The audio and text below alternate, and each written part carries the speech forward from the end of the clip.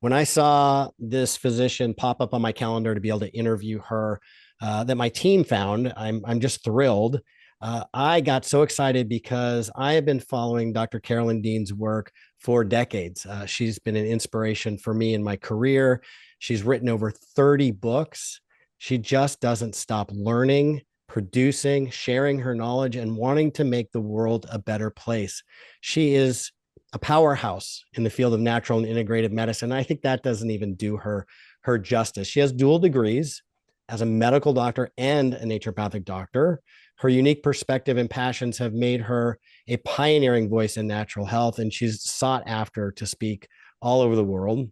While she's renowned for her groundbreaking work in magnesium therapy, mineral balance, and her critique of medicine's over reliance on pharmaceuticals, that's a great topic in and of itself. That doesn't even do justice to the breadth of her expertise. Dr. Dean has written, as I mentioned, over 30 books, ranging from hormonal health to yeast overgrowth. And today we are going to get in the weeds talking about yeast, sugar, magnesium, and whatever else may come across during our conversation. Thank you for being here. Oh, thank you so much. So I'm calling you John. You call me Carolyn, okay? Deal, deal. I love it. I love it. So I'm a little starstruck right now, and I'm kind of stammering to know where to start because I have so many questions and so many things I want to ask you. I know we're here to talk about yeast, magnesium, overgrowth, and I want to understand first of all why this topic, why magnesium. I mean, you've become an expert in many things, but you've really focused a lot of your attention and work on magnesium itself. Why that? Yeah. Well, it became personal. I was into natural medicine in my teens. There was no naturopathic college to go to, so I went into medicine. And because I already knew that lifestyle and exercise and diet were so important, from Adele Davis and Jonathan Wright and all the Mhm. gang back in the 60s and 70s, that I survived medical school. But it wasn't until after I did my naturopathic training, I had a practice in Toronto, Canada. I got down to Manhattan during the AIDS epidemic, during doing a study on alternative therapies for AIDS, and I guess I started doing some of the morning talk shows. I was even on The View as a regular consultant on alternative medicine. And John, that stopped when they started the direct to consumer drug advertising. Oh, interesting. As you can only imagine, in the fine print of their contracts, do not have Dr. Carolyn Dean on your show to talk about things that would put down drugs. So anyway, I was in New York and Random House asked me to write a book on magnesium. And I thought, 300 pages on one mineral, how's that going to go? Luckily, there's the internet back there in the late 90s, and I realized very quickly that my headaches, neck tension, twitching eyes, kind of choking sometimes on my supplements, heart palpitations, leg cramps, on and on and on, were magnesium deficiency. I mean, seriously, I've been through medical school and naturopathic training, and I didn't know that I had serious magnesium deficiency. And that's how much magnesium is hidden from us. So I went out and I got, I forget how many milligrams magnesium, higher than my 50 milligrams in my multiple, and immediately got the laxative effect.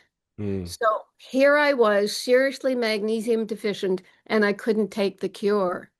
So that's where I started doing Epsom salts baths and came across what was it, magnesium oil, where you put a magnesium salt in distilled water and let it dissolve, and that kind of oily substance you put all over.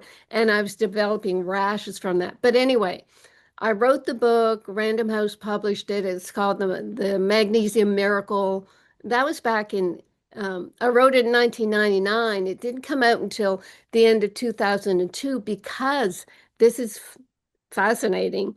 The day of 9/11, my book was supposed to Oh my goodness. publish, ascend.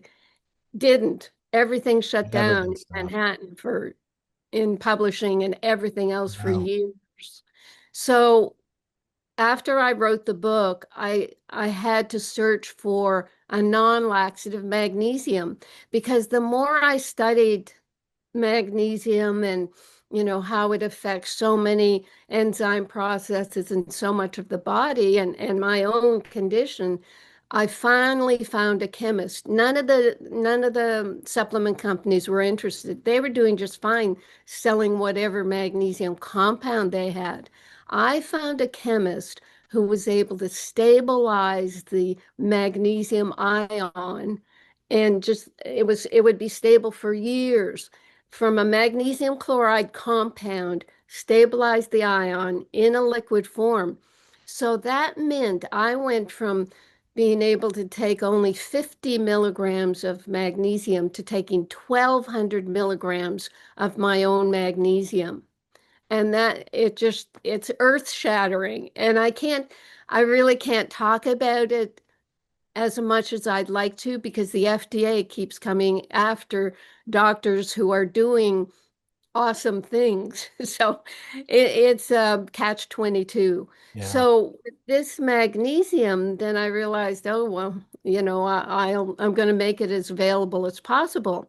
And then over the years, because I know I've heard in your interviews, you talk about magnesium having a couple hundred biochemical interactions, necessary in certain biochemical processes. It's gone up to 800. Wow. I gotta brush 800. up on my research, my literature reading. I know I can give you the reference. So there's 800, and then I have another reference, Working Juror, I think it was 2018, Working Juror, and she found that 80% of known metabolic functions require magnesium. So when you've got head to toe happening, and when you know that probably 80% of the population is deficient in magnesium, and when you know the soil is depleted of magnesium, and I know that I told you earlier, I totally support a biodynamic organic farm here, 46 acres. I live in Maui. And let me see, can I eat off just farm produce and the eggs we produce? And I couldn't because I would get my symptoms back without taking supplemental magnesium. Now, how magnesium comes into the yeast picture is Before we go into that, there's so much to unpack on what you just said. I want to make sure people are really understanding some of the mechanisms of action that are underlying some of those symptoms and why magnesium affects all of those areas of the body, the musculoskeletal system, the heart, what is happening there. And then also, I wanted them to understand, why was the form of magnesium that you took creating a laxative effect? And I know the answer to that, but I want you to explain it versus other forms that don't. So if you could first talk about, like, how is it somebody listening to this, maybe they're not familiar with magnesium and they're thinking, wait a minute, magnesium affects everything. I was told if somebody says one thing is good for everything, it's probably hogwash. But this is biochemistry and this is physiology and this yeah. has been studied. So if you could just talk a little bit at a high level about the mechanisms, what's connecting those different symptoms that you are experiencing, and how does magnesium work in this situation? Okay, probably the best way to look at that is that magnesium and calcium kind of work, they counteract one another, let's say. Calcium is necessary in a cell to create the activity, the action potential in a nerve, or the action in a muscle. So magnesium will open up the pathway or the ion channel to allow certain amount of calcium in, shut the door, calcium does its work, and then magnesium, I can't say it pulls it out, but the magnesium calcium interaction means that calcium will come out and the cell will go into a rest phase. So action and then rest in every muscle in the body, in every nerve. How many muscles do we have in the body? Over 640. how many nerves? 45 miles of nerves. So every muscle and every nerve is affected by magnesium deficiency. We have muscles, smooth muscles in the bronchial tubes, smooth muscles in our fallopian tubes. We have stapedius muscle in our ears. We have so many ways that magnesium deficiency can affect a person that doctors just can't keep up. And doctors don't keep up. They don't even measure magnesium in your electrolyte panel. Well, Whereas, and they when they do a serum magnesium, they're testing the wrong compartment. They're doing the wrong test. yeah, serum magnesium, just, putting a dipstick in your blood, there's only 1% of the total body magnesium is in that blood test. So what happens there is they'll get a value that's a very narrow range. And the body is so dependent on magnesium that if your serum magnesium gets low, immediately certain biochemical reactions, what biofeedback occurs where the bones and the muscles give up magnesium into the blood because it keeps the heart going.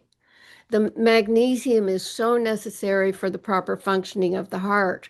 So what happens is with that narrow range, the body's biofeedback will immediately top up the magnesium levels in the blood, that anytime the blood is tested for magnesium, it's always in the range. So seriously, doctors finally decide, well, why even bother testing it? It's always normal, which is horrifying. One of the studies my company did in Purdue to look at the absorption of my magnesium, we used ionized magnesium blood test. And this is the test that should be used, but it's only in intensive care, university hospitals. So we have a real problem that the standard test is serum. It's not accurate. It's not helping anyone. And they're ignoring the ionized magnesium test because the cells want that ion. And my formula makes magnesium ions. And you look at the magnesium compounds, it's like it's too big a molecule to get into the cells. In order for a magnesium ion to get into the cells, these compounds have to go through a process of dissociation, becoming a magnesium part and then either a chloride or a citrate or a glycine part, oxide part. And in that infinitesimal second, or yeah, trace second, it's absorbed into the cells, and only then. Because magnesium is very hyperreactive. It's used to be the fuse in fireworks. It's so reactive. So it will immediately bind back up to anything around, and it won't be an ion anymore. And that's where then that magnesium compound, the body has to get rid of it. If it does it through the intestines, it acts like a laxative. So any compound, and I've studied myself, I'm the N equals one lab rat, where I've studied all these magnesium compounds, and even though they say, well, it's kind of non-laxative, it's laxative for people who are sensitive. So what happens is people are told by doctors who say, yeah, magnesium is probably necessary. Take it until you have the laxative effect and then pull back. And that means you're saturated. And that's not true at all. So what I see happening in the world of more alternative medicine, because allopathic medicine doesn't really even talk about magnesium unless it's as a laxative. So what happens is doctors will see a bunch of magnesium deficiency symptoms, tell a person, well, take magnesium, and then you get the laxative effect. And maybe they're only on a few hundred milligrams of magnesium. They still have a lot of symptoms, but the doctor thinks, oh, I've taken care of the magnesium, and now I have to band-aid up all these other symptoms, which they think they don't know what it is. And that's what leads to so much testing. It's so much money is spent on testing everything. Whereas in my world, I'm saying if 80% of known metabolic functions and 800 different biological processes require magnesium, give a person enough magnesium to settle all that out. And then if anything is left over, do the $1 million work. Anything in terms of symptoms is left over, do the $1 million workup. And when you're looking at this research and kind of progressing in what you're learning, what is that connection with yeast? What happened? I mean, I kind of knew this for myself because I had the birth control pill, the antibiotics, the mercury fillings that led to yeast overgrowth. Yeast grows in the large intestine. It's normal there. It does a cleanup project in the large intestine. But if you kill off the good and bad bacteria in your small intestine, mouth to anus, then you'll allow a vacuum that yeast will grow into. So yeast will grow up into the small intestine and it will change from a budding stage to a thread stage. And these thread mycelia will poke holes in the intestine. That's your leaky gut. And then as yeast goes through its life cycle, it exudes 78 different waste products, toxins, and they can be absorbed. And that's where you get the head to toe yeast symptoms, brain fog, itchy ears, itchy eyes, coated tongue, itchy throat, and then gastrointestinal IBS, constipation or diarrhea, vaginal discharge, all the symptoms, apathy, depression, anxiety. It's crazy because yeast it'll produce acetaldehydes and alcohols. So any of the side effects from those chemicals. So what I saw in my customer population, I've gone through being a doctor in an office with patients, and then I'd have clients doing telephone consults, and now I have customers, and they would say if they just took my magnesium, after 2 or 3 months, a certain percentage of them would call up and say, I was doing so well, and now I have these itchy eyes and a coated tongue and gas and bloating. You know, it's not working anymore. What's going on? And customer service, they were trained to say, oh, your immune system has kicked in and you're starting to kill off your yeast. And at that point, we put them on a gentle antifungal that incorporates Saccharomyces cerevisiae. It's a yeast itself, but it crowds out Candida albicans. And it's safe. I chose it because it's safe enough to use in childhood diarrhea. And then I have inulin and humic fulvic. And that, along with a picometer silver ions, boom, I've got something that keeps the yeast population down because you can't kill it entirely. And of course, I tell people to avoid sugar, gluten, and dairy. And I know from myself, John, that I tried a yeast-free diet for like 10 years. Someone would come up with, some sweet exciting thing. And I'd say, well, just let me smell it. 10 years. And it hardly made a difference. You really have You are to, disciplined. it was, That's amazing. yeah. And But with the yeast, are you testing to verify and confirm? up in Toronto, when I had my practice, I brought up Dr. Ari Vojdani. I don't know if you've Oh, come yes, I across. know him. Yeah, Yeah, he's awesome. he's great. So he came up and set up a lab for me to test food allergies and yeast antibodies. Yeah. And I seriously found that just William Crook's yeast questionnaire, which you can condense to a seven questions, Santelman did that. It was as accurate as doing blood Oh, testing interesting. because everybody has yeast antibodies because it's natural to the body. And that's why So I always the found body. stool testing would be more. So that's what I would do for you. I would do stool Mm, testing. But you are doing you find regardless, you find that just a questionnaire is sufficient. Save the people the hassle, the money, the yeah, wait yeah, time. It's enough to rule out or rule in a yeah. probable yeast overgrowth. Yeah. I'm very not into testing. Yeah. I The mean, longer over, I've done this, the fewer tests I run. It just yeah, becomes, I find that clinically, first of all, there's all these surrogate markers that are tested that have very little um, correlation. correlation with actual clinical outcomes. Yeah. Um, I talk about that a lot when it comes to bone health and osteoporosis, and a good intake and a good history and a good questionnaire oftentimes can take the place of these tests to look at somebody's risks. Yeah. Yeah, I think we've gotten to the point in all forms of medicine, because you don't have much time. And Right. instead of doing a I mean, you can find out so much. I can even say to a patient, "What do you think is wrong?" And they will tell me.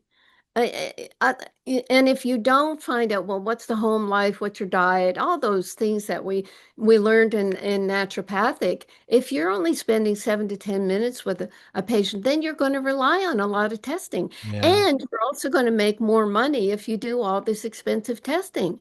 Well, and I'm talking, yeah, go ahead. yeah, and doctors who are conventionally trained, they are on that, in that insurance system. They only have a few minutes, 7 minutes, 10 minutes, whatever it is, to see a patient.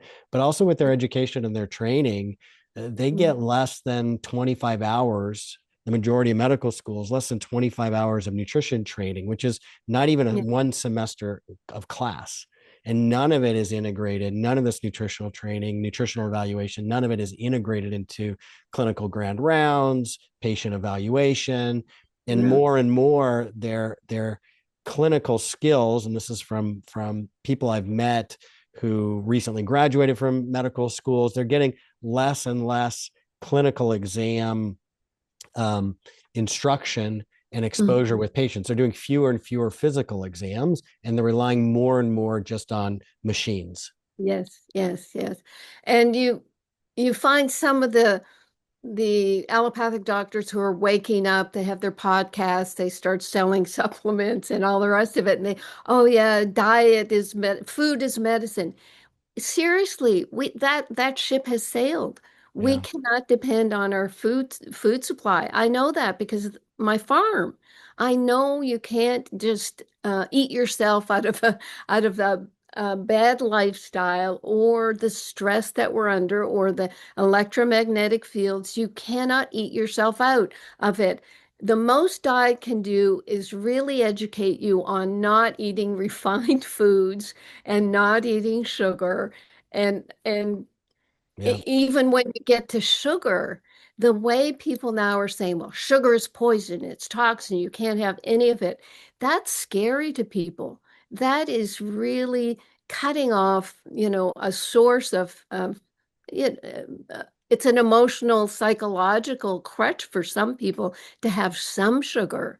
And what I'm getting at is by being so strict about diet and saying it's all about the diet, you're scaring people. You're telling them, well, eat these 20 foods and you'll get all these good things, or have 100 grams of protein a day, or don't, have zero carbs. The carnivore diet, they they have promoted a lot of cholesterol testing now because the carnivores are getting higher levels of LDL cholesterol, and they're saying, well, that's a good thing. So they're blowing up the whole cholesterol mythology. Yeah. So I just find it so confusing for my population that I try, tamping it down. Yeah. We Well, do have a lot going on, and what I've learned over my 55 years of doing this is people just they need support, they need to tell their story, they need to feel like there's hope. right. But if you give them 100 supplements to take and 30 lifestyle modifications and don't do this, don't, yeah, I mean, we have people who say, well, vitamin C is bad for you, vitamin D is bad for you, copper is bad for you. Oh no, copper is good for you. People are so confused. And I guess what I finally realized when I knew I had to make my own magnesium, and at the time in 2008, around the crash, the economic crash, I had this newsletter going out where once a week, I would give people a module. I did 108 of them. And it was all about the turn off your Wi-Fi or walk backwards or, walk on grass, all the lifestyle things you can imagine.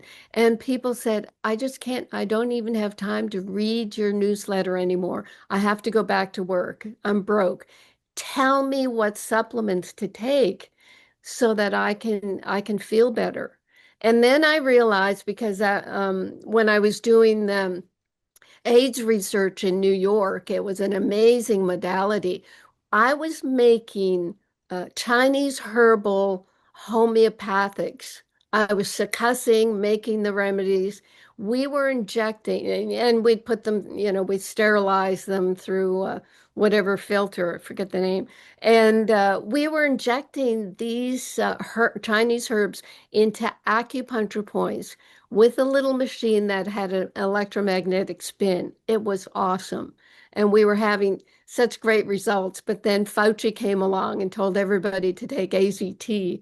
So most of the people in our study went on AZT and they did die. Back then, the AZT was just too strong. And anyway, so what I did, I thought, well, doctors have to buy into this type of injectable because, not anybody can inject. So I said, well, maybe I can make a herbal formula for for AIDS and chronic fatigue. And I went to some manufacturers and I said, okay, these Chinese herbs coming over, how can you guarantee that they're clean and safe and have quality?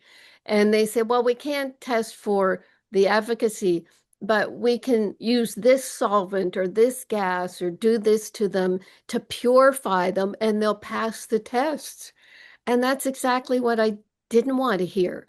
I wanted to hear if they tested something that had a high microbial count or lead count or cadmium, that they would reject it and that they would look for, organic herbs. So right away I said, okay, the herbal industry, I can't trust it. So that's where, then the magnesium came into play. Well, before that, the magnesium, I was researching it. And then I decided what I need is low potency, clean, 100% absorbed, but you can't say 100%, fully absorbed nutrients, organic vitamins, and these what I call picometer stabilized mineral ions. And if people take the basic building blocks, and we're just talking about, vitamin A, C, B, C, E, K, and omega 3s. I use an algae instead of fish oil. And then the minerals. I use a magnesium and then a multiple of 12 minerals. Nine of the minerals that I use in my trace mineral formula make thyroid hormones, nine of these minerals, so that when a person um, hypothyroid, they go to their doctor. Oh, well, you're not bad enough yet to need thyroid hormone replacement. Come back when you feel worse. Well, by taking this formula with the nine for the thyroid, I personally got off my Armor Thyroid 60 milligrams after about 6 weeks. And we've had that experience with thousands of people. So it's getting the basic building blocks. Minerals are the electrolytes, but that means they're the electrical activity of the body. They're the magnetism. They're the energy. Magnesium makes ATP. When they talk about mitochondria now, and in the mitochondria are these Krebs cycle chains where you put some glucose in and it goes through a cycle and it pops out with ATP, but it's ATP-MG. If you don't have magnesium, you don't have energy. And let's jump to the brain. I love this. In the brain, there are 86 billion neurons. In each of these neurons is 2 million mitochondria. 2 million. Wow. In the heart, there's only 5,000 mitochondria. I used to think, the heart energy, that yeah, you need magnesium in the heart muscle, and it's making the ATP for the 2 million in each neuron. So you can only imagine the amount of magnesium that's required. And, I'm there listening to all these hot shots talking about dementia and Alzheimer's and Parkinson's, and oh, there's too much heavy metals, oh, this protein, and oh, this inflammation, and oh, and they're not even talking about magnesium ever.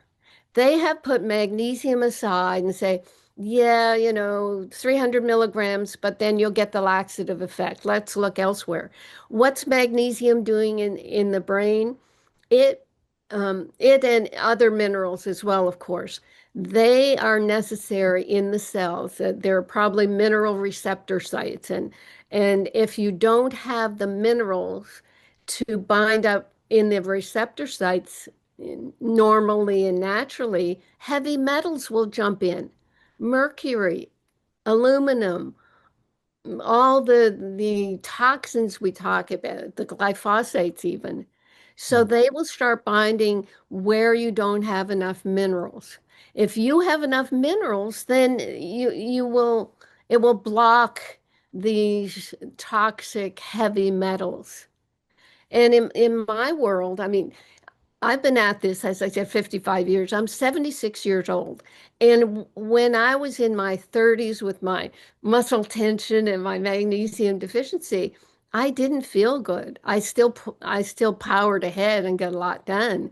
But the more you have good basic nutrients, the more your cells will take care of themselves.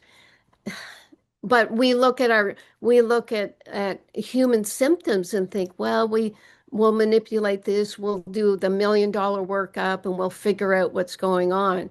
No, you start with the basic building blocks. Well, and the basic building blocks that you're alluding to is the body's biochemistry, and which people get whole PhDs in it, but very simply, it's how the body uses vitamins, minerals, amino acids, and fats to do its job, and how things like nutritional deficiencies and environmental toxins and infections and allergies, interfere with that and create symptoms. And to your point, the food system is denuded in minerals, whether it's the soils or the processing of the food, not just minerals, but vitamins as well. So we're really living in an era right now where, people are consuming too many calories, but they're malnourished.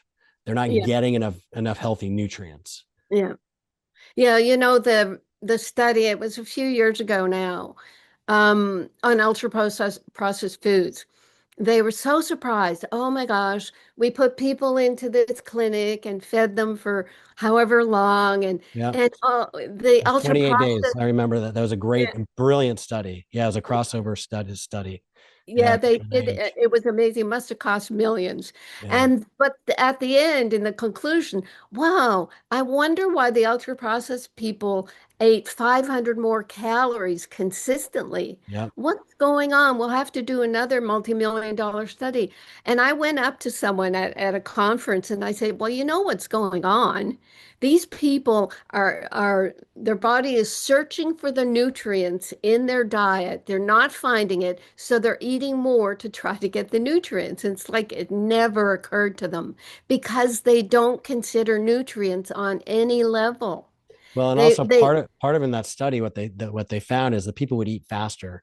They would have fewer chews when they swallowed, and uh, part of it is because these ultra processed foods, they're not, those minerals and the other nutrients are not in the natural matrix that they exist in plants, in which has fiber, which yeah, requires you to chew more and slow down and swallow your food. And so they were consuming more calories in the same amount of time because they were eating faster, and yeah. they weren't getting those nutrients. They did blood testing and they saw, TSH was going up, in the ultra processed food group, and different parameters of leading towards obesity and diabetes were all getting skewed in these blood tests.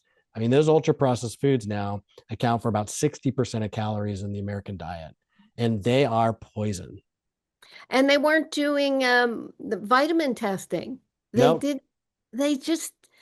I mean, you don't learn it in med school, so it's not on your list of things to Yeah. look at. So anybody who's out there talking about health now, if they don't talk about magnesium, I mean, even the vitamin D, okay. When vitamin D got big, all the research, oh yeah, let's use some vitamin D. Then the allopaths started using D2, which is synthetic, D3 is natural, 50,000 milligram international units of vitamin D2. And they said, okay, we've cured you of your vitamin D deficiency.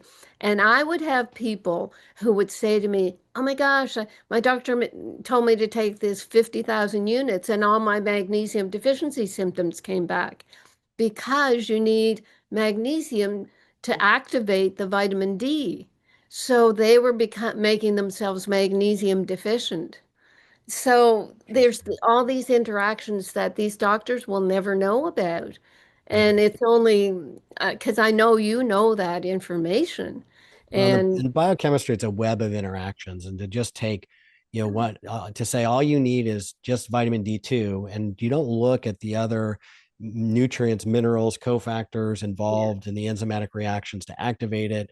You're yeah, missing the picture and how the body actually works, and that's I think a big problem conventionally is they're learning these algorithms for prescribing pharmaceuticals and treating symptoms, but they're not actually looking at how the body is working, what's really happening biochemically right, to find right, the underlying cause, like magnesium deficiency, and right. correct it, which Yeah, is pennies, which costs pennies compared to pharmaceuticals. yeah. Yeah, and another thing, I guess what I've seen in the past 10 years is a real attack on dietary supplements. It's Yeah. like, well, this study showed actually vitamin E makes people, less healthy. They die faster or what. What are they using? Probably synthetics. You Well, know, it's not just that. I actually reviewed that years ago. That was a meta-analysis, and I did a review of that meta-analysis for um, ICMJ, the Integrative Clinicians Journal, IMJC, Joe Pizzorno's medical journal. yeah, yeah, yeah, And the challenge is when you look at the data, when they take these different studies and they combine them, the inclusion criteria for the different studies were different. So they had very high risk people with high risk of major adverse cardiac events, heart attacks, strokes in the study.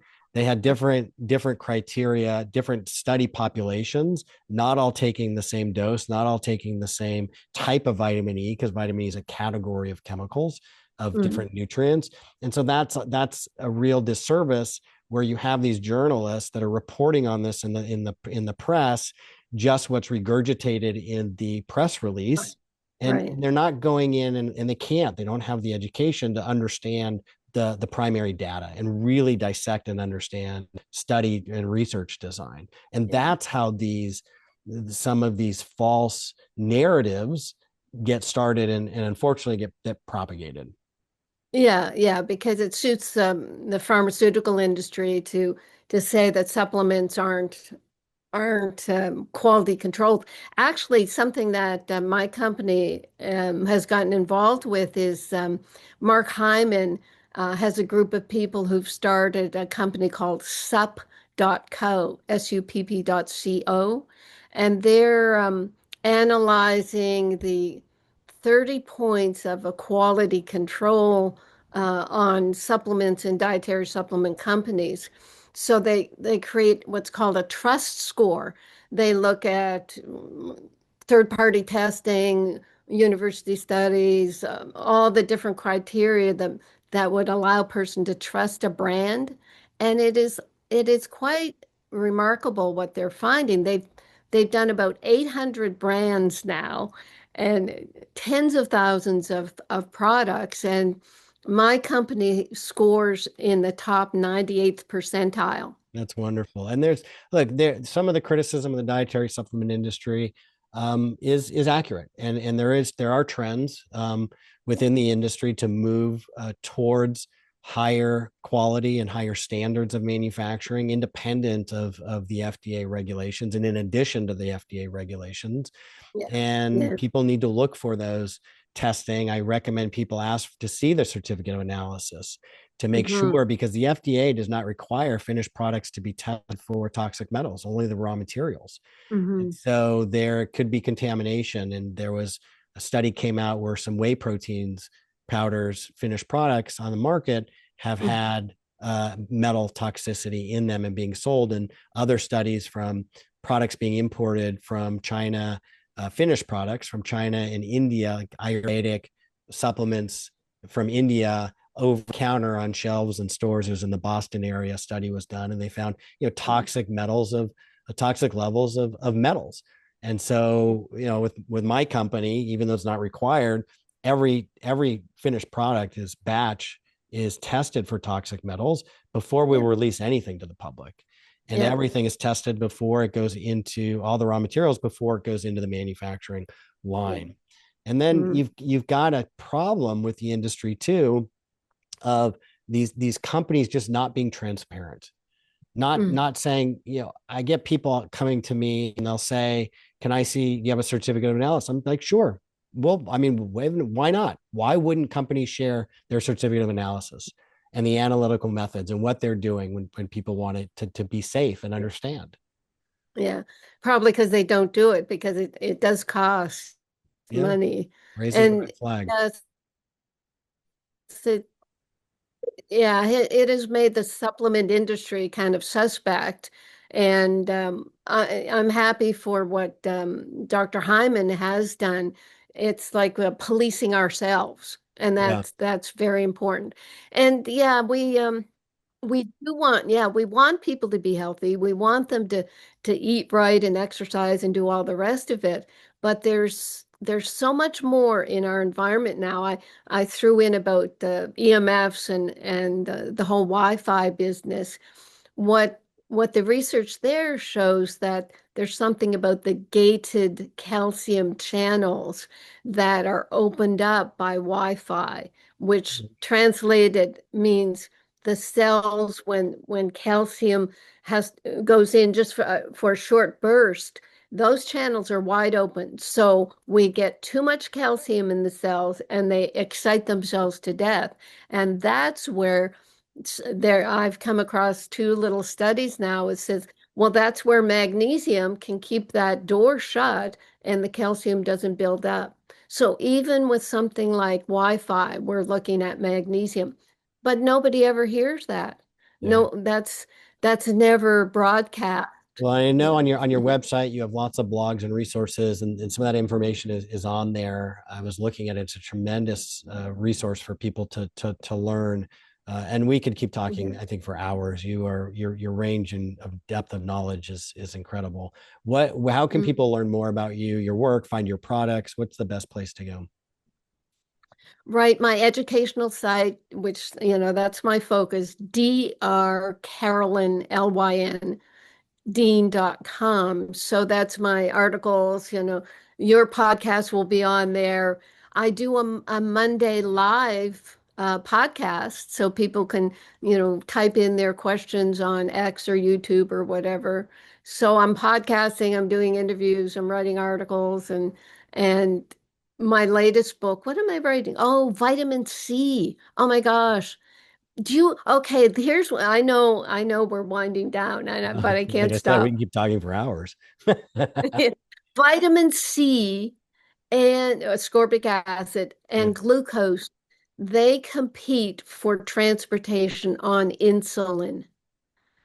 And that means if you have a high sugar diet, that it'll take over the insulin transportation and bump off vitamin C, which means you're not getting your vitamin C into your cells as antioxidant for the waste products of the Krebs cycle, as the production of collagen, all the immune boosting things that vitamin C does.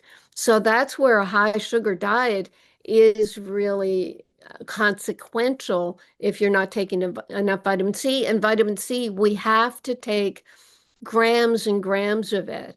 Yeah. Linus Pauling did all that I work. remember We've that. That was totally amazing. ignored him. We just think that, oh, yeah, take some vitamin C for your cold. He was working on heart disease. Yeah. So what? ESAD is your vitamin C is not, we don't make vitamin C. Humans, apes, monkeys, and guinea pigs don't make vitamin C. All the other tens of thousands of animal species make their own vitamin C. So we have to make our own. I tell the terrible joke that when Eve ate the apple after God told her not to, that she relegated all of us to no enzymes to make our own vitamin C. God just said, "Okay, eat apples. You'll do fine." So we have heart disease because of if we don't make collagen. Collagen is there 30% of the protein in the body is collagen. If we don't have proper collagen making our arteries, in weakened areas, especially at a bifurcation, then the collagen will tear.